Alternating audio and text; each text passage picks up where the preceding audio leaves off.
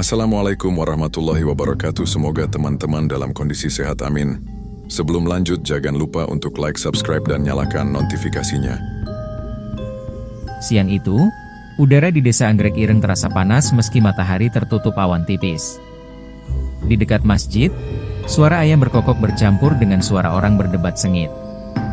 Dobleh berdiri dengan tangan mengepal, urat di lehernya menegang. Di hadapannya, Pak Romli, pria parubaya dengan tubuh kurus namun tegas, menatap balik dengan mata yang tak mau kalah. Di antara mereka terbentang tanah kebun pisang seluas setengah hektar, yang sejak lama menjadi sumber sengketa. Aku sudah bilang, Romli, tanah ini bukan milikmu. Ini warisan kakekku. Kau tak punya hak di sini. Dobleh berteriak, napasnya memburu. Pak Romli tak gentar. Kau jangan asal bicara, Leh. Semua orang desa tahu tanah ini sudah lama aku garap. Surat tanahnya ada sama aku. Jangan seenaknya mengklaim hanya karena kau merasa lebih berhak. Orang-orang desa mulai berdatangan, berdiri di pinggir jalan tanah yang mengarah ke kebun pisang itu. Bisik-bisik terdengar, sebagian memihak Romli, sebagian lagi hanya menggeleng-gelengkan kepala melihat orang Dobleh.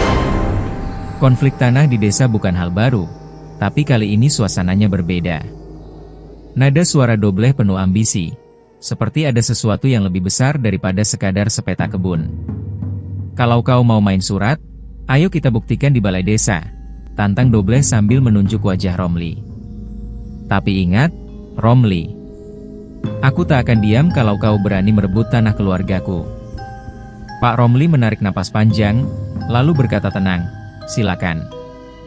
Aku tidak takut. Aku percaya hukum desa akan membenarkan siapa yang benar. 3 hari kemudian, masalah itu sampai ke telinga Pak Rofik, kepala desa Anggrek Ireng. Pria berusia 40 tahun itu dikenal sebagai kades bijaksana. Dengan tubuh tegap dan mata teduh, dia jarang meninggikan suara, namun setiap kata-katanya selalu membawa wibawa. Dia memanggil Dobleh dan Pak Romli ke balai desa untuk menyelesaikan sengketa. Suasana balai desa siang itu hening. Hanya terdengar suara kipas angin tua yang berdecit. Dobleh duduk dengan wajah merah padam, sementara Pak Romli tampak tenang. Beberapa perangkat desa hadir sebagai saksi. Baik, kata Pak Rofik membuka percakapan. Masalah tanah kebun pisang ini harus diselesaikan dengan kepala dingin. Kita tidak ingin ada permusuhan yang berlarut-larut di desa. Dobleh segera memotong, Pak Kades, saya yakin tanah itu milik keluarga saya. Kakek saya dulu yang menanam pohon-pohon pisang pertama di sana. Pak Rofik menatap Dobleh lekat-lekat, lalu beralih pada Pak Romli. Pak Romli, apa yang bisa Anda buktikan? Dengan tenang, Pak Romli mengeluarkan map lusuh berisi surat tanah. Ini sertifikatnya, Pak Kades. Tanah itu sudah sah milik saya sejak 10 tahun lalu. Saya beli dari paman Dobleh sendiri. Ada tanda tangan kepala desa sebelumnya juga. Ruangan itu mendadak sunyi. Semua mata tertuju pada Dobleh. Wajahnya berubah pucat, lalu merah padam lagi. Itu pasti palsu, bentaknya. Pak Rofik menggeleng perlahan. Saya kenal tanda tangan kepala desa sebelumnya. Ini asli. Jadi, secara hukum desa, tanah kebun pisang itu sah milik Pak Romli. Dobleh bangkit dari kursinya, kursi kayu itu hampir terjungkal. Tidak adil. Kalian semua sudah bersekongkol melawan aku, teriaknya. Tanpa pamit, dia keluar menghentak pintu balai desa hingga berderit keras. Orang-orang yang menunggu di luar hanya bisa menatapnya dengan tatapan cemas. Malam itu, di rumahnya yang berada di pinggir desa, amarah Dobleh meledak. Dia membanting gelas hingga pecah. Suara istrinya dari dapur bergetar ketakutan.